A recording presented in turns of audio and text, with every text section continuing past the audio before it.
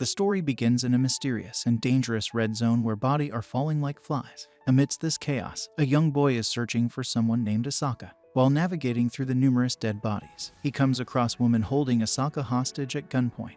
Asaka is pleading for her life, but woman remains threatening and warns the young boy not to interfere, or she will kill the hostage. Despite her threats, she suddenly dies just by the boy's intense stare. His ability to kill with just a look, even though unintentional, leaves Asaka shocked at the boy's immense power. The narrative then shifts to the young boy, now asleep on a school bus. His classmate, Tomochika, is trying to wake him up amidst a terrible situation.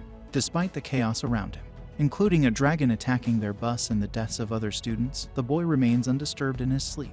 Tomochika realizes she needs the boy's help to survive. She wakes him up and he distracts the dragon, but it becomes angrier and threatens them with its fiery breath. Just when the situation seems dire, the dragon is suddenly killed, thanks to the boy's unique and deadly ability. His name is Yogiri, and he possesses a power called instant death magic. After the dragon's death, Tomochika is in shock and wants to understand what happened.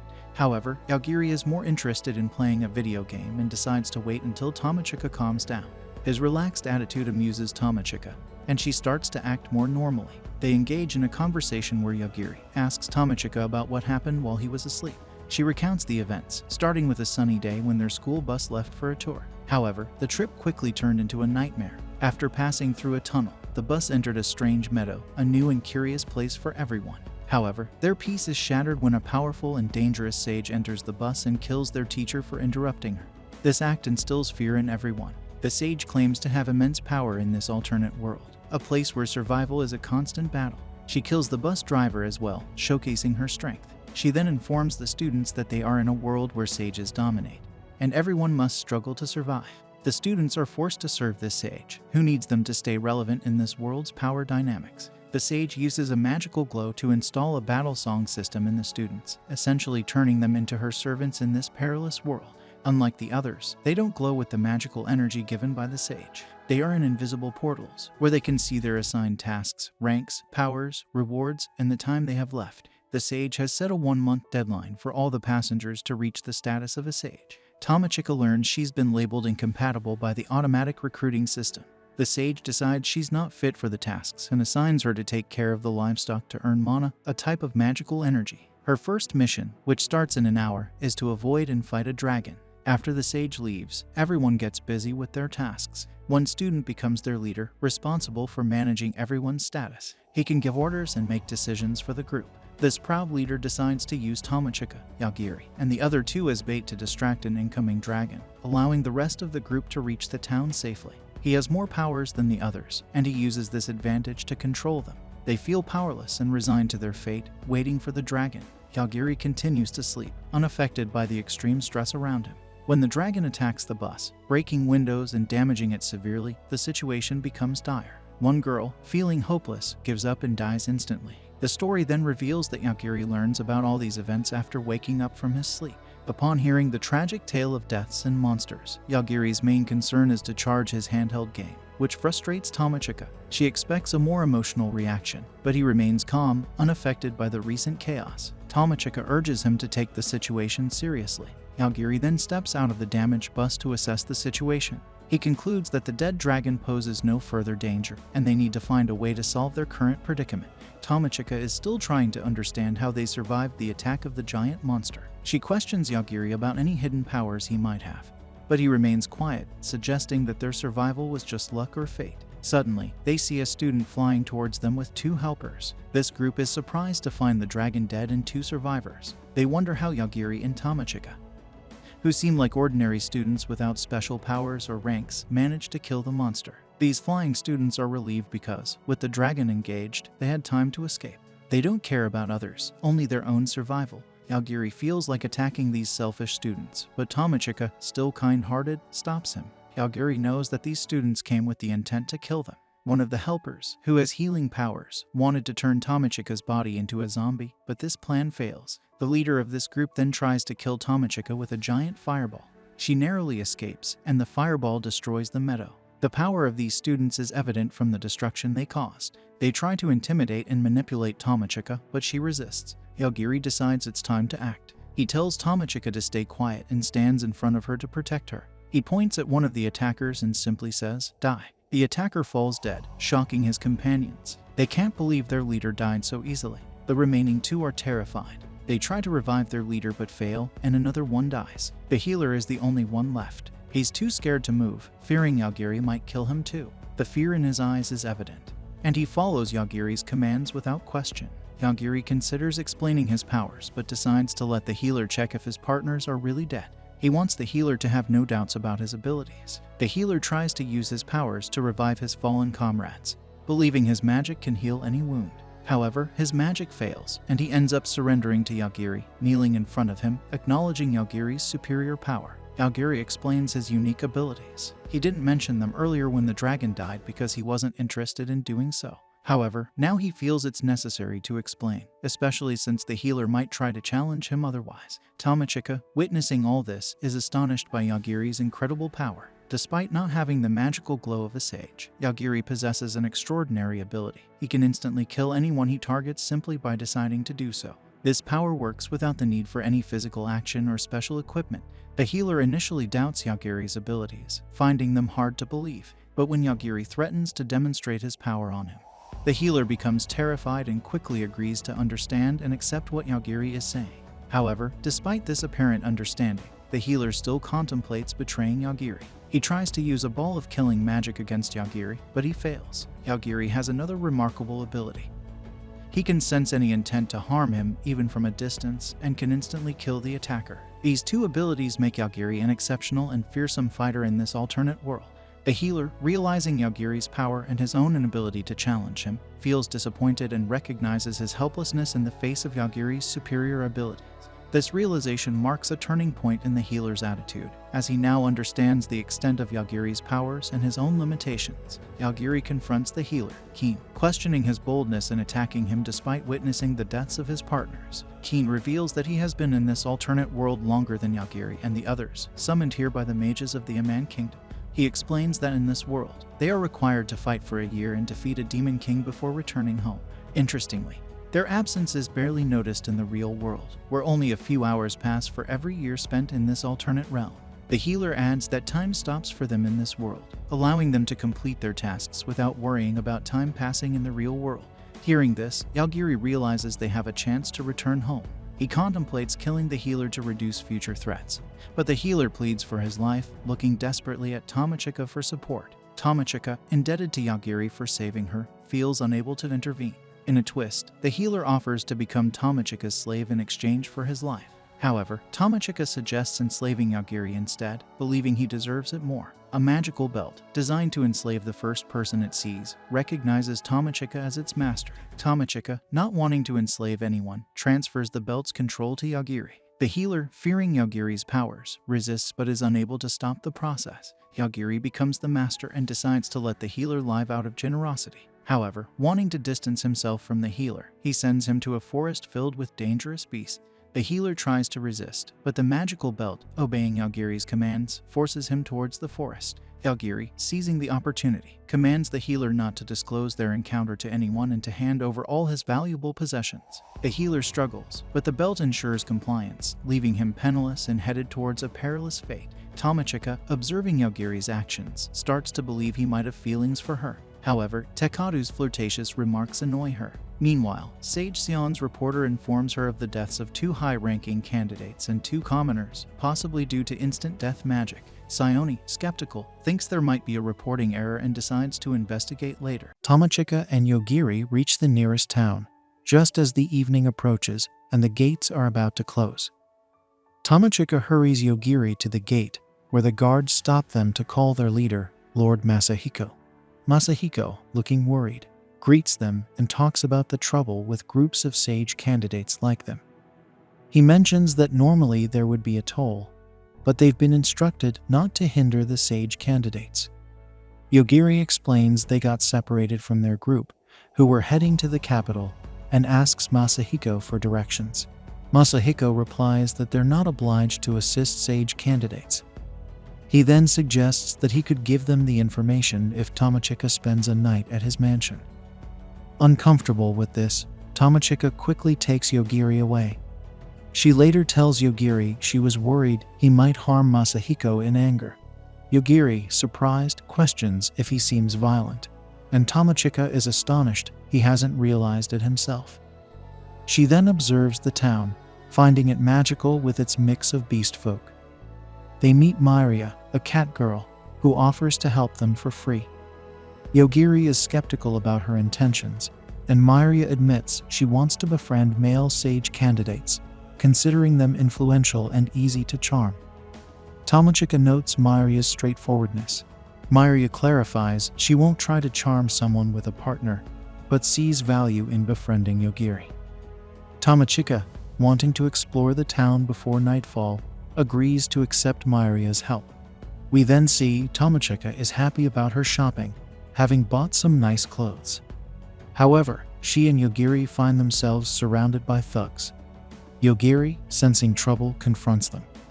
The leader explains their frustration with the sage candidates who often cause chaos in town with their special abilities, known as gifts. They can't retaliate against those with gifts, but someone like Yogiri, presumed to be without a gift, is an ideal target for venting their anger and can be sold for a good price. Yogiri coolly responds that he'll have to eliminate them. The thugs, underestimating him due to his lack of a visible gift, laugh it off. But then Yogiri commands those behind him to die, and to the shock of everyone, they collapse dead. He tries to half-kill one, but that too results in death. Yogiri then experimentally kills different body parts of the remaining thugs, even causing the death of one's eyes.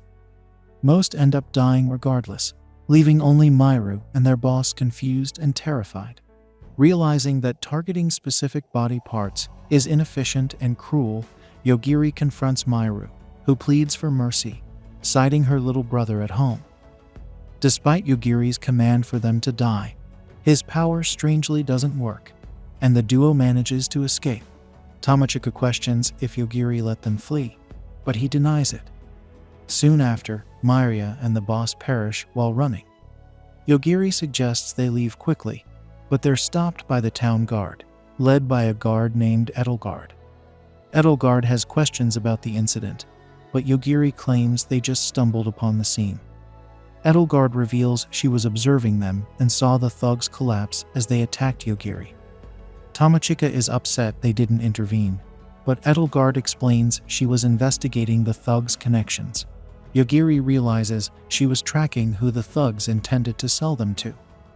Edelgard warns them not to try anything, as the guards are under the sage's protection and immune to gifts. Another guard, George, assesses Yogiri and Tomochika and concludes they don't possess gifts, making it hard to believe they're responsible for the thugs' deaths. Edelgard leaves reluctantly.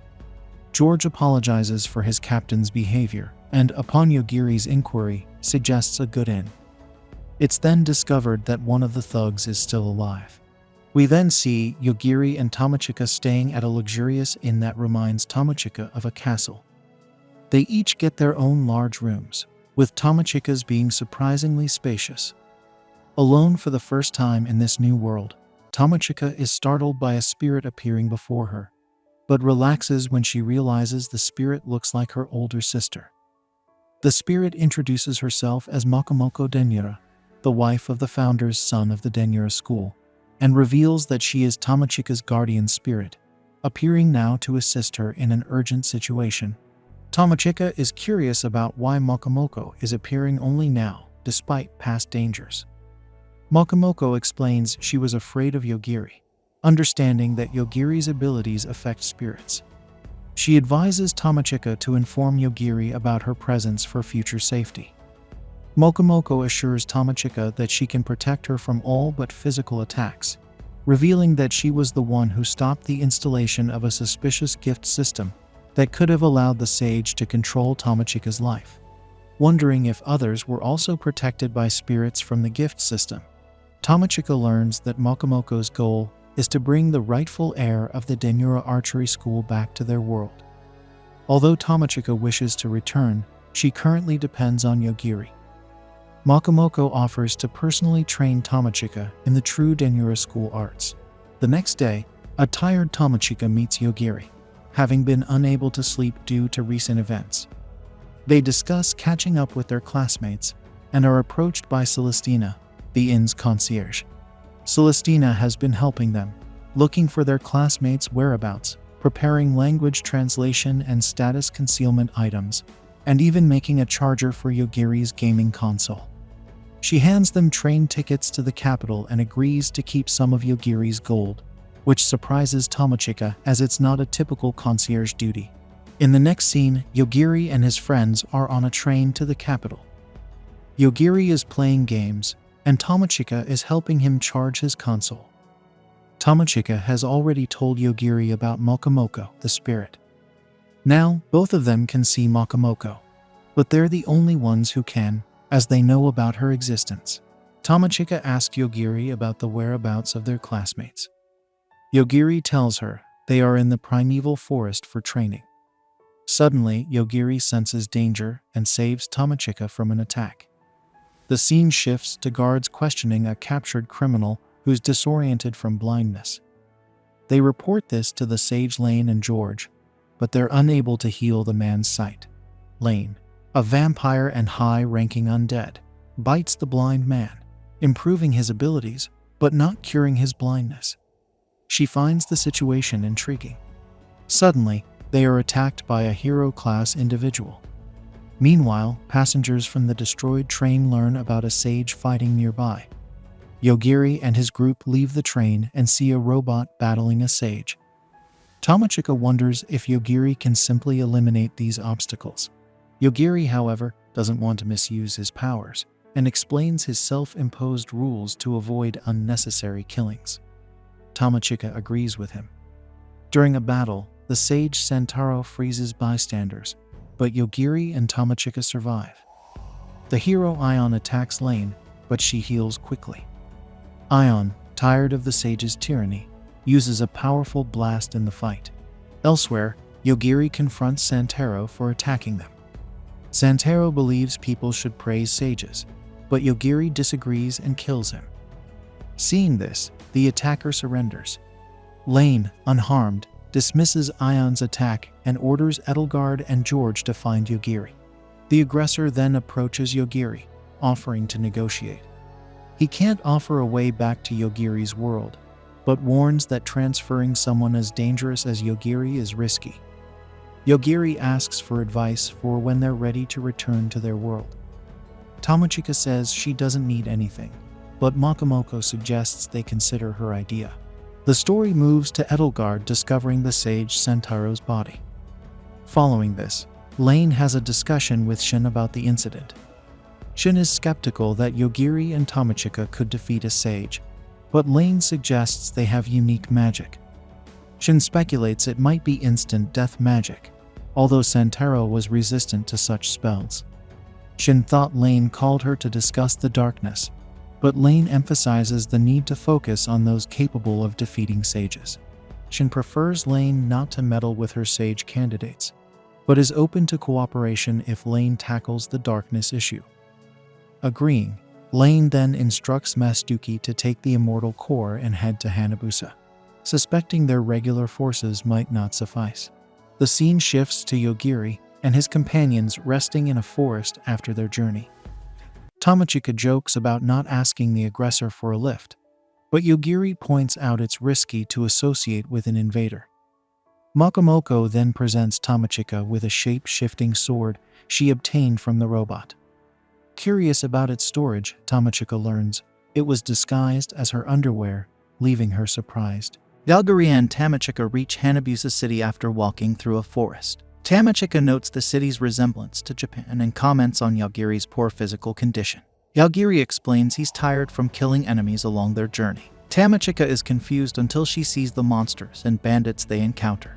Yogiri clarifies that while he can use his power freely, it tires him out. In the city, they notice it's surrounded by barriers, not walls. Spotting a large hotel, they decide to stay there. Inside, they meet their classmate Takabana, who left his group due to their inefficient leveling. Takabana's maid, who is jealous of Tomochika, gets calmed down by him. Another girl praises Takabana, leaving Tomochika confused. Yogiri doesn't understand the situation either. Takabana introduces the maids as his bodyguards. He has 5 in total who subtly threaten Tomochika. Takabana, who is popular with girls but a narcissist, apologizes for his behavior. Yogiri inquires if Takabana also abandoned them, but Tamachika reveals he's always been arrogant and confident. Takabana then boldly asks Tamachika to become his lover and offers Yogiri special treatment, leaving them both shocked. Tamachika questions Takabana's confidence, and he reveals his dominator class, which allows him to control those weaker than him. She notes he hasn't leveled up as much as others training in the primeval forest. Takabana, mistaking her shock for interest, shares his backstory. After their first mission, Four Eyes advised Takabana to buy cheap level 1 servants to fight for him. Victories would convert enemies into his servants and grant him experience points. Four Eyes, a consultant class adept at plotting and scamming, suggested this strategy to Takabana, who was being avoided due to his class. Four Eyes warned that without becoming a sage, everyone would be reduced to livestock. This motivated Takabana to follow Four Eyes' advice. Takabana admits his abilities don't provide certain information. Four Eyes, who possesses the consultant class, can see hidden details about others. When Takabana questions why Four Eyes is helping him, the plotter simply expresses his wish for everyone to have a chance to become a sage and wishes Takabana luck. Tamachika then comments on how powerful support types are in their world. Yogiri realizes that while they've been talking, Takabana's number of servants and his level have been increasing. Confirming this, Takabana again asks Tamachika to be his lover. She rejects him, but he tells her to think it over and reply later. After he leaves, Tamachika expresses her annoyance with him. Yogiri suggests that Tamachika might be safer with Takabana than with him, confusing her with his comment. Later, as Yogiri rests in his bed, Tamachika grows restless, wondering how long they'll stay there. It's already been 3 days. She asks the spirit to check on Yogiri, but the spirit refuses, fearing Yogiri's reaction. Tamachika, wanting to go outside, then notices smoke in the streets. A man named Lane, tasked with caring for Yogiri, is rampaging through the city, declaring that if citizens die, they'll join his immortal army as zombie soldiers. Yogiri is dreaming about his childhood when the phone rings. He recalls waking up to his dog licking his face and Asako preparing breakfast. He wakes up from the dream and answers the phone, promising to visit Tamachika's room. When he steps out, the corridor appears empty, but an invisible maid is there with a dagger. Using his ability to sense killing intent, Yogiri spots the maid, who plans to attack Tamachika. He uses his power, and the maid collapses to the floor. Upon reaching Tamachika's room, Yogiri informs her of the attempted attack. Confused about why she'd be targeted, Tamachika listens as Yogiri calls the reception to report the collapsed person. He explains to Tamachika that they would be suspects if he didn't report it. Meanwhile, Takabana learns his maid's signal is gone and turns his attention to another monster in the dungeon. He blocks the monster's attack with a barrier, and then counters, injuring the monster's arm. One of his servants praises Takabana's strength. After defeating the monster with a flare bomb skill, Takabana forces it into a contract and becomes its master. The monster's body parts are healed by another servant. Takabana learns the dungeon has 150 floors and orders the new servant to gather more followers from the lower level. He tries to understand why his maid was in the hotel hallway. His team suggests she either wanted to please him by bringing Tamachika or eliminate her. This confuses Takabana as it would be inconvenient for him. His servant points out that their opinions might not always align with his, worrying him about losing Tamachika. Back at the hotel, Tamachika realizes the attacker was Takabana's maid. Yogiri senses the situation is dangerous and advises Tamachika to prepare to leave. Surprisingly, she agrees calmly, prompting Yogiri's surprise at her composed reaction to the tense situation. The spirit warns Tamachika that this situation is dangerous, sensing death. Shocked by the ease of death in this world, Tamachika struggles to comprehend it. As they start to flee, they encounter another of Takabana's servants who questions their destination. When Yogiri asks what she wants, the servant traps him in an ice crystal using a spell. She gleefully announces that her boss, Takabana, wants Tamachika brought to him. However, Yogiri effortlessly breaks free from the ice by attempting to kill it, leaving both the servant and Tamachika bewildered. Confused, Tamachika asks Yogiri what he means by killing the ice. The servant, still in shock, tries casting more spells, but Yogiri neutralizes her magic and destroys her staff. Subdued, the servant agrees to answer Yogiri's questions. He inquires if she can use magic without her staff, to which she replies that her class requires a staff for casting spells. She then produces another wand from her hair. Tamachika, curious about her hidden wand, tells Yogiri to stop prying. Yogiri is surprised by her ability to store wands in her hair. He then questions her about the order to bring Tamachika to Takabana, and the servant confirms that everyone was instructed to do so. Suddenly, another attack comes from the ceiling, but but Tamachika uses her judo skills to counter it. Yogiri is taken aback, but the spirit comments on Tamachika's emerging martial arts talent. Upon closer inspection, they realize the attacker is a doll. More dolls surround them, and the servant produces yet another wand from her hair, admitting she thought she could handle the situation alone. Yogiri's eyes gleam, causing the doll-controlling girl to collapse lifelessly. Another girl, who had ordered the dolls to attack but keep Tamachika alive, panics as Yogiri effortlessly destroys all the dolls. Cornered, she pleads for her life, making Tamachika feel like they are the real villains. Takabana senses another servant's death, and learns that Yogiri and Tamachika have extracted all the information from the frightened girl. He tells his remaining maids about Yogiri's lethal ability to kill by mere thought. Though skeptical, Takabana suggests observing Yogiri and Tamachika and planning an ambush. As Tamachika and Yogiri descend the stairs, they are met with a swarm of cockroaches. Tamachika screams, but stops Yogiri from killing them, fearing the trauma. The spirit reveals that Takabana is using the insects for surveillance. Yogiri offers to kill them, but Tamachika balks at the thought of the insects raining down on them. She becomes determined to seek revenge on Takabana. Takabana, watching the scene, underestimates Yogiri's power and orders the cockroaches to attack. Despite his maid's warning, he activates their bloodlust, alarming Tamachika. Yogiri, unfazed, suggests they should kill Takabana, tracking his position through the roach's killing intent. He then commands Takabana to die, and Takabana falls, stunning his servants. Tamachika panics, seeing the roaches still alive, but Yogiri assures her his power is infallible. He explains that the world demands consequences for actions. Noticing the roaches becoming more active due to Takabana's death, Yogiri grabs Tamachika's arm and urges her to run. Meanwhile, Takabana's servants futilely try to revive him. One servant realizes they are free with Takabana's death and walks away. Yogiri and Tamachika head through an alley to exit the city but are startled by distant screams. After listening to Euphemia's story, Lane became curious about Yoga's abilities. She wondered if Yogi could kill her, and her new assistant looked concerned. Meanwhile, we see that Tamachika and Yogi checked outside and found the city was filled with zombies.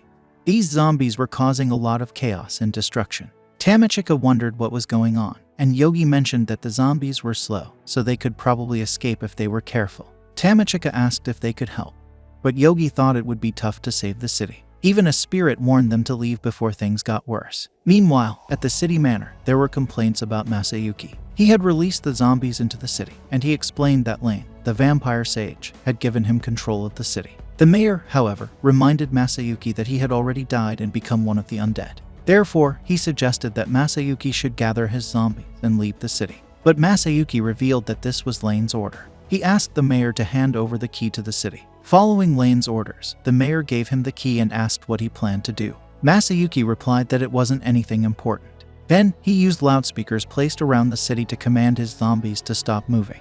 After that, he introduced himself to all the citizens and displayed pictures of Yogi and Tamachika on a large screen. He explained that he was searching for them and demanded that the remaining humans should bring them to the central plaza within 1 hour. He warned that if the citizens didn't do as he said, he would make his zombies start moving again, causing more chaos. At the same time, Yogiri and Tamachika were sneaking out of the city. They heard everything the other guy had said and realized he had locked the whole city to stop everyone from escaping. Now, every citizen had 2 choices, either catch Yogiri and Tamachika or turn into a zombie. Suddenly, the mayor entered the room where the other guy was speaking and complained about the harm caused to the citizen. However, the guy explained that he had to threaten them to make them look for the 2. People all over the city began searching for Yogiri and Tamachika, forcing them to hide in alleys. Tamachika thought that humans were now scarier than zombies, but Yogiri insisted they had to run to stay safe. Tamachika asked why they were being chased, and Yogiri figured it was probably because he had killed the other sage. Then, 3 guys found them and vowed to capture the 2, even if it meant killing them.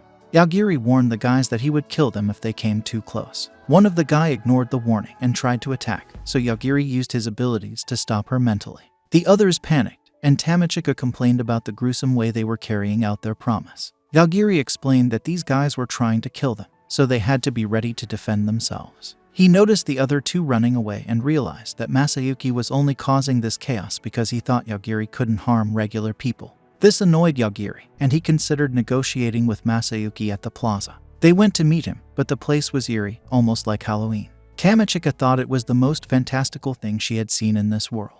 As they got closer, Yogiri asked who Masuki was. At first, Masuki didn't recognize them and wondered if they had given up running.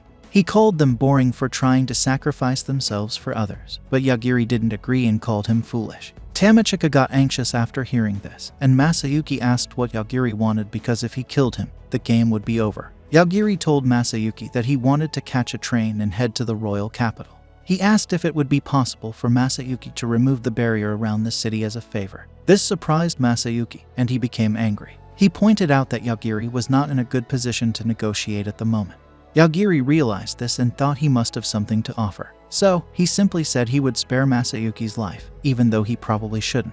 Masayuki got even angrier, calling Yogiri crazy and asking if he wanted to die right there. He ordered his immortal core army to attack Yogiri, explaining that Yogiri couldn't kill something that was already dead. But, as you might expect, Yogiri commanded them to die, and they all fell down. Masayuki was shocked and couldn't understand what had just happened. The mayor took this opportunity to say he wasn't involved in anything. Yet, Masayuki wanted to know how the undead creatures had just died. Yogiri admitted he didn't know but pointed out that since they were moving, it meant they were technically alive. Tamachika complained that Yogiri ignored what had just happened and only answered it. Masayuki still couldn't believe it, but Yogiri gave a confident response. He said he was the one who decided what was dead. In simple terms, if something moves, it's alive. If it stops moving, it's dead. Masayuki got angry and called out to his master, Lane. But Yogiri just asked what Masayuki could do now that his comrades were already dead. Masayuki refused to accept Yogiri's instant death ability, and began transforming into a mix of Batman and a werewolf, but Yogiri told him to die. Tamachika complained that she wanted to see the transformation first, but Yogiri didn't understand why he should do it. She then asked what they should do next because they couldn't negotiate with the undead creatures. However, Yogiri said that wasn't a problem and approached the mayor. The mayor got scared and pleaded to stay alive, promising that he only wanted to keep his city safe. Yogiri simply told him they were doing this to protect themselves. The mayor then explained that Sage Lane had ordered Masayuki to kill the two of them. When Tamachika heard the name Lane, she questioned if Cyan wasn't the real name. The mayor clarified that Cyan was also a sage, but this city was under Lane's control. Tamachika was confused because they had come to this world because of Cyan, and now another sage wanted to kill them. The mayor admitted he didn't know much about it and usually didn't interfere with sage candidates. The spirit then called out to Yogiri, but he said he was already aware that there was some sort of spiritual manipulation happening in that area. Suddenly, Yogiri started feeling a strong urge to kill all around the plaza. Every citizen gathered nearby, which left everyone confused. The mayor then checked Masayuki's body, explaining that if they were using spirit magic, the city barriers should keep them safe. He tried to use the key to activate the barriers, but it didn't work. That's when he realized that Lane was the one controlling the barrier. Meanwhile, Lane was trying to guide a massive monster towards the city. Her new vampire servant, who was one of Takabana's slaves transformed by her, was worried and complained about the danger. But Lane explained that Takabana had been killed from a distance because his hostility was detected. Lane wanted to know how her servant rated Yogiri's threat level, and the servant said it was higher than that of a sage or any mythical being. The servant urged Lane to stay away from Yogiri, but Lane refused. She realized that her servant, despite knowing she was immortal, was concerned for her safety. This made Lane believe that Yogiri must be some kind of god of death. Meanwhile, inside the city, Tamachika asked if Yogiri couldn't kill the source controlling the citizen. Yogiri explained that this situation was different from what happened with Takabana. He started taking down anyone who attacked them, one by one, feeling like it was a test, much like what he experienced as a child. Yogiri noticed the mayor panicking as he watched his citizens die before him. He told the mayor to come closer, but Lane revealed that her plan was to indirectly cause Yogiri's death. She created another clone of herself and ordered the clone to fly up and make even more clones. Yogiri sensed the increasing killing intent, and also noticed a dark aggressor. This huge aggressor was destroying everything in its path, causing panic. On the other side, Lane explained that her clones knew nothing about Yogiri, so they had no killing intent toward him. Yogiri then commanded his clones to attack the city when the aggressor either tried to attack or died. Tamachika asked if Yogiri could kill the aggressor, to which he surprised her by saying yes, as she didn't expect it. The mayor pleaded with Yogiri to save the city, but Yogiri had a bad feeling about doing so. Nevertheless, he ordered the aggressor to die, and while it took effect, he noticed the city being attacked from the air. He saved Tamachika from being hit but wondered if this attack came from the aggressor. Yogiri disclosed that he had killed the aggressor, but this attack blended with the darkness's killing intent, making it hard to notice. He realized that this attack didn't have a specific target. Its goal was to destroy everyone in its path. Yogiri thought that everything up until now was just a test, but Tamachika urged him to stop enjoying the situation. They got up, and Yogiri explained that he didn't understand what was happening. When they looked at the sky, Tamachika saw several women in dresses falling from above. The mayor recognized them as clones of Lane, and Tamachika asked if Yogiri could do anything to stop her. Yogiri explained that he couldn't do anything because Lane wasn't aiming at him, and they were all moving too fast for him to catch. In short, Lane had planned everything to counter his abilities. Tamachika asked how many Lanes there were since they all looked the same.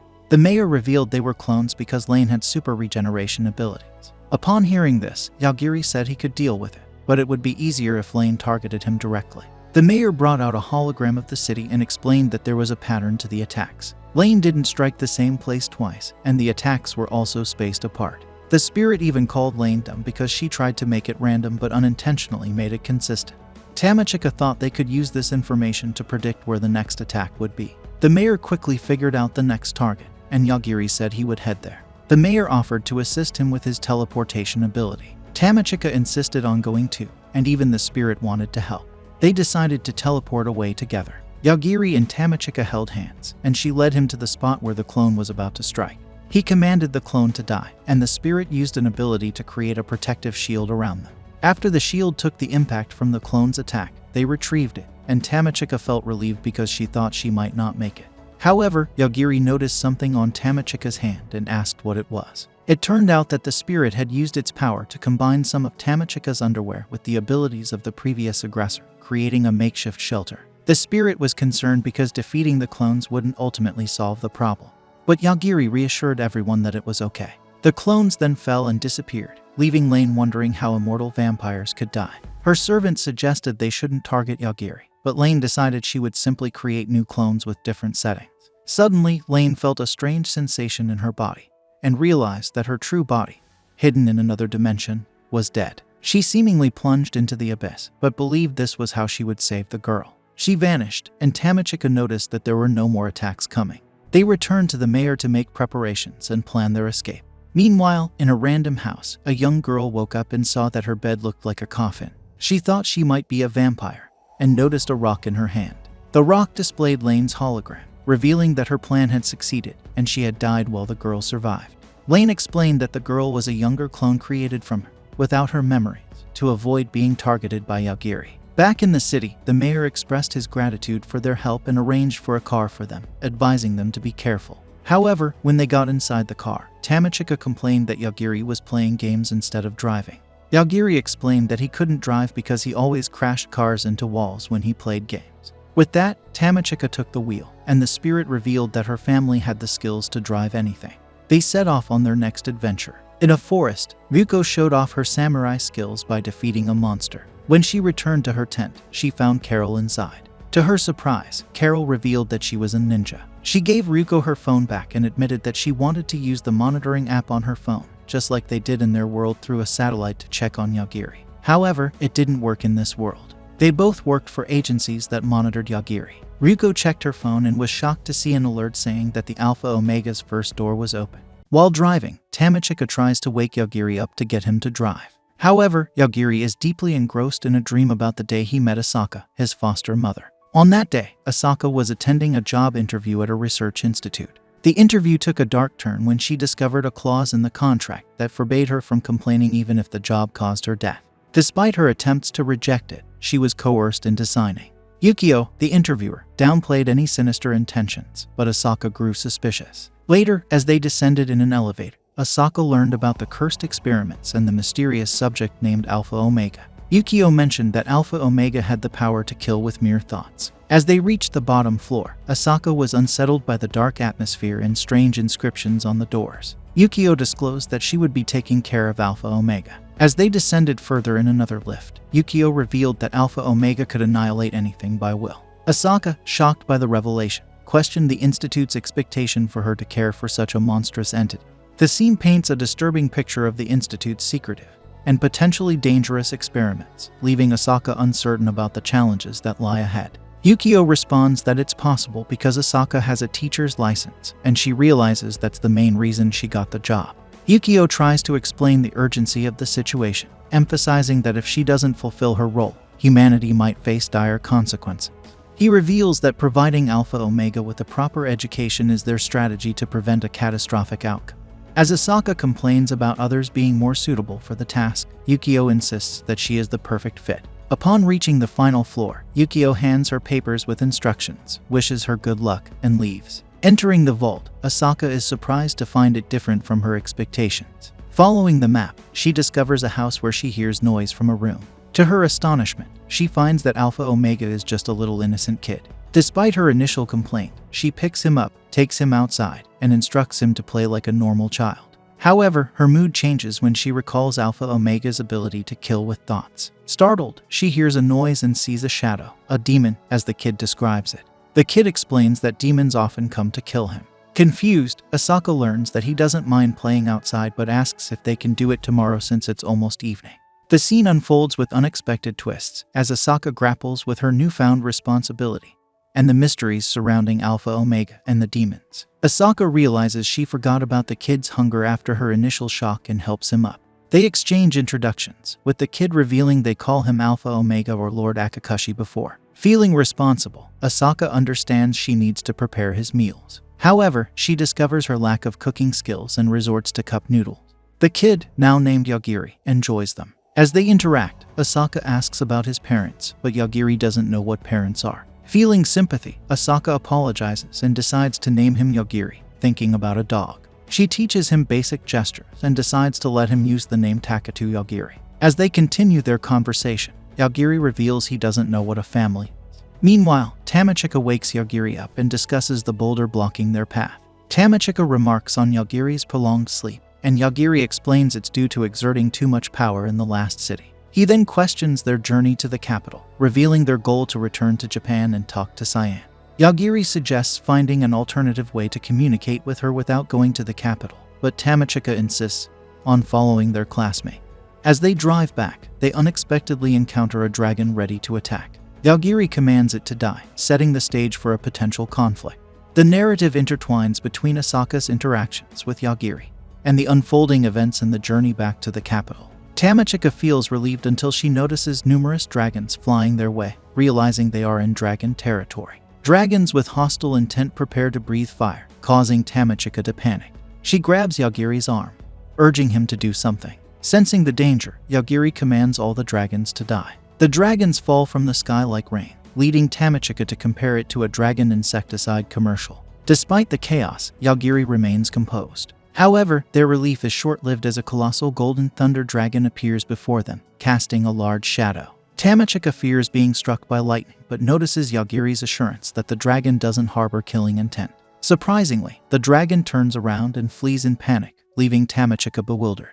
Yogiri, determined to understand, calls out to the dragon, questioning why they attacked despite being able to comprehend language. The massive dragon turns out to be a frightened little girl who shapeshifted. She regrets trying to talk to them and explains it's a common occurrence in parallel worlds. Yogiri persists in asking why she attacked them. The girl reveals she was testing their qualifications to meet the Sword Master. Confused, Yogiri and Tamachika express disinterest in meeting the Sword Saint and simply want to reach the capital. The girl explains the Sword Saint is in the canyon, and meeting them might lead to a gift. Despite her enthusiasm, Yogiri and Tamachika remain focused on their goal of returning to their original world. Tamachika is skeptical of the old man's words, but Yogiri questions if he can leave. The old man declares a rule that leaving will disqualify everyone. Chaos ensues as participants begin killing each other, and Yogiri and Tamachika observe the unfolding violence. Facing an imminent threat from a group targeting them, Yogiri, having no other option, decides to fight back. However, a stranger intervenes, pledging to protect them. This individual criticizes the participants, believing they misunderstand the Sword Saint's intention. He perceives the situation as a test to assess the candidate's suitability to become a Knight of the Holy King. Tamachika appreciates the stranger's decency, but the spirit notes his skill. The stranger adeptly handles multiple opponents without intending to kill them. Some participants attempt to cast magic at Yogiri, who calmly commands them to die. The stranger is perplexed by their sudden defeat but assumes the old man punished the lawless ones. With everyone conceding defeat, the stranger turns to Yogiri and Tamachika, urging them to stay while he offers protection. Meanwhile, they hear a voice calling for help. A man, seemingly sliced in half, crawls on the ground requesting a stone. Spotting a rainbow-colored stone nearby, Tamachika places it in his hand. Astonishingly, the man crushes the stone and regenerates his body, expressing gratitude. The Sword Saint intervenes, instructing them to follow him as their numbers have diminished. He leads them into the forest, leaving Tamachika uncertain about their next move. Attila pleads with them to stay and participate, revealing that if her recommendation becomes the Knight of the Holy King, she will become their servant. Yogiri finds the situation troublesome, but decides to go along since they haven't obtained any information yet. As they proceed, two other participants introduce themselves as Rick and Lionel, with Lionel explaining that he was compelled to accompany his friend to the trial. Yogiri inquires about the Sword Saint and the Knight of the Holy King. Rick elaborates that a holy knight confronts sealed gods, referred to as demons, with the devil having been sealed 1,000 years ago by the Holy King of that era. Despite Yogiri's skepticism about the devil still posing a threat, Rick reveals that some followers are attempting to unseal him. Meanwhile, Tamachika seizes the opportunity to question Lionel about the healing stone he possesses. Lionel calls it an apology stone capable of healing serious injuries or functioning as gacha token. Tamachika is bewildered, prompting Lionel to disclose that he became a sacrifice for a mysterious organization before arriving in this world. However, a goddess appeared to him, providing him with the stones. Tamachika raises the question of whether gods like to control people's destiny. The spirit responds that while some people are guarded by spirits, others have their fates determined by gods. When Rick inquires about gacha, Lionel demonstrates by using 3 stones for a pull, producing a normal scrub brush. He proudly explains that these items can be exchanged for random trash items. Yet, Tamachika notices that Lionel only has 3 stones left in his bag. Lionel pathetically explains that he receives new stones every midnight, depending on how unlucky his day was. Suddenly, they observe the other participants vanishing, but Attila reassures them that it's an invisible barrier. Upon entering, they encounter a huge tower, but the spirit instructs Tamachika to leave due to sensing evil miasma from the tower. Suddenly, Lionel starts throwing up, and the spirit explains that he got hit by the miasma. The spirit clarifies that Tamachika is feeling fine because she's being protected. Meanwhile, Yogiri is looking around and notices something. Lionel uses his stone and gains resistance to the miasma. Yogiri then asks Attila if it's fine to enter the tower, but she is nowhere to be found. Nick explains that only individuals taking the trial are allowed inside. They enter the tower and take an elevator to the highest floor. There, the old man instructs them to look down. They see a huge energy ball, and the old man explains that's the end of the world. Looking down, Tamachika observes monsters frozen in time during a massive battle. She notices a man in black and a woman in white at the center. She tells Yogiri that the woman's sword is piercing the two, and Rick explains that's the Holy King and the devil. The old man elucidates that his job is to guard this place. Suddenly, a girl named Frederica thinks everything will end if they defeat the entities inside the ball. Maynel calls her name, revealing she's the friend who brought him here. She tells the old man that his duty will end today and throws a huge fireball inside the energy ball. She's confident it's all over now, but the attack barely moves upon entering the energy ball. The old man explains that time flows slowly inside the barrier, so it will take some 100 years before it reaches the Dark Lord. The girl is shocked, but the old man points to another girl, explaining she will provide the details of their trial. She reveals their goal is to go from the roof to the first floor of the tower within 24 hours. A girl asks if they can jump down from the roof, but the other replies they must first accumulate 100 points inside the tower. The duo notices they haven't seen her before but realize that some other participants have been at it. Tamachika ignores it and asks if Yogiri cannot kill the Dark God with his ability. However, she realizes that he has no reason to do it. He then reveals he tried to kill the source of the miasma, and turns out he killed the Dark God. Yogiri and Tamachika want to go to the bottom of the tower and leave. The other two try to come along, but Lionel's friend stops him. She asks for his special stones to get her magic power back. He gives her a stone but says only he can use it. Since she can't use it, she throws it away and complains about him following her even though he's useless. Rick tells them to keep going, and inside, they find many people collapsed. Rick says the tower is full of monsters and traps. He says it should be easy to get through because they're last. He warns them to watch out for traps, but Lionel steps on one right away. He gets hurt but heals himself with a crystal. Tamachika suggests he always keeps a crystal handy. He agrees and ties it to his hand with cloth. This gives him confidence to go ahead. Despite Rick's advice to wait, Lionel opens a door and goes in. The door closes, and they hear Lionel screaming. They force the door open and find a girl dressed as a maid inside. Rick sees Therese and asks what's happening. She says not to judge her, as this is just another way to earn points. Rick doesn't get why Therese is in the trial when she's already a knight, but she explains her qualifications got taken away for accidentally killing too many people. That's why she's doing the trial again. Rick tells everyone to run. but Tamachika sees they're trapped in the room with thin wires. Therese notices Tamachika's sharp eyes and is disappointed they didn't fall for the trap. Rick decides to distract Therese while Tamachika and Yogiri find a way out. But Therese wants to impress the Swordmaster and attacks with her threads, saying a Knight of the Holy King must be the strongest. Tamachika sees Rick blocking the attacks with his shield but knows Therese is much stronger. Yogiri decides to end it and tells Therese to die, making her collapse. Then, Yogiri notices Lionel's hand and realizes he's in trouble. Tamachika finds Lionel dying on the floor, begging for his crystal back. They continue to floor 98 and meet a girl who offers them a safe place to rest. Yogiri suggests splitting up in case they have to fight each other later. Rick agrees, surprised at how cruel the trial is. Yogiri assures Rick they'll be fine. Lionel wants to wait until midnight to replenish his crystal.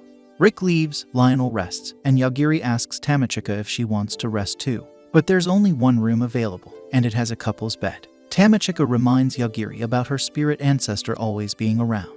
But the spirit decides to hide in the wall and have fun. Tamachika worries as she watches Yogiri undress and put on pajamas without any hesitation.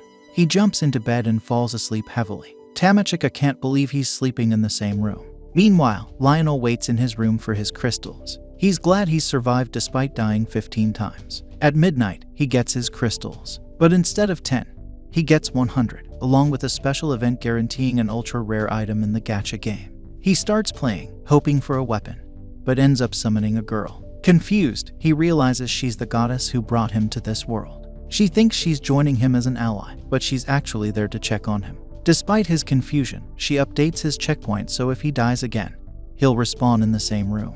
In the midst of their trial, the Swordmaster checks in to see how things are going. The girl in the trial is worried because there are more dead bodies than souls accounted for. An older man reassures her not to fret, as there are still enough to maintain the second barrier. Meanwhile, in another part of the world, a girl finds herself in a fight with a guy. She's upset because he's attacking her, but he claims he doesn't want to become a sage like her. She reveals that if he refuses to become a sage, she has to kill him. Using her special ability, she measures his power and confirms he got it from God. He admits it and even surprises her by knowing her name just by looking at her. He tries to use his magic against her, but she cancels it with a few words. When he tries another attack, she copies and nullifies it. He's confused how she can use his magic, but she insists she can do what he can. When he tries magic again, it fails, and she explains that God can take away his powers. Frustrated, he resorts to using his sword. But to her surprise, she can't destroy it due to its high fate score. In a quick move, she dodges his attack and ends up killing him with her small knife.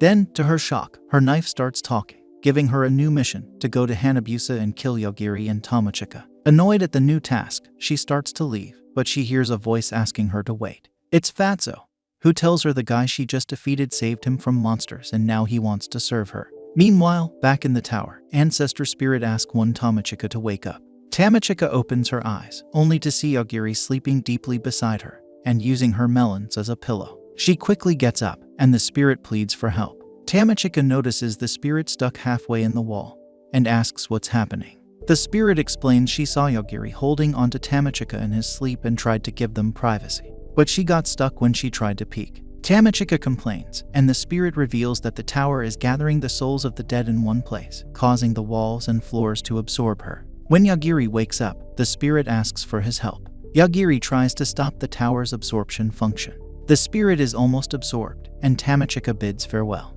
Yogiri touches the wall to focus his power, and activates his skill to kill the mechanism activating it. The spirit escapes, wondering why they're collecting the souls of the dead. Yogiri thinks there's a hidden purpose to the trial. He warns Tamachika to be ready to defend themselves because he'll attack anyone hostile without asking questions.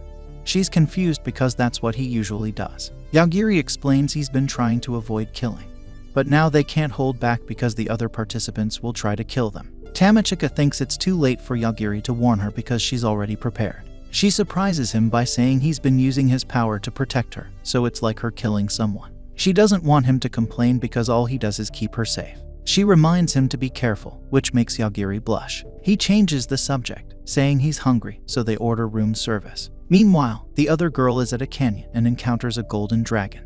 Fatso tells her to run because her ability won't work against a dragon. But she's confident, believing a big dragon can't fly. Suddenly, the dragon falls, and she reveals she can change events if she believes in them, but only if they're not too important. The dragon bites Fatso's arm, but she cuts off its head. Then an aggressor appears and absorbs the dragon's information before escaping.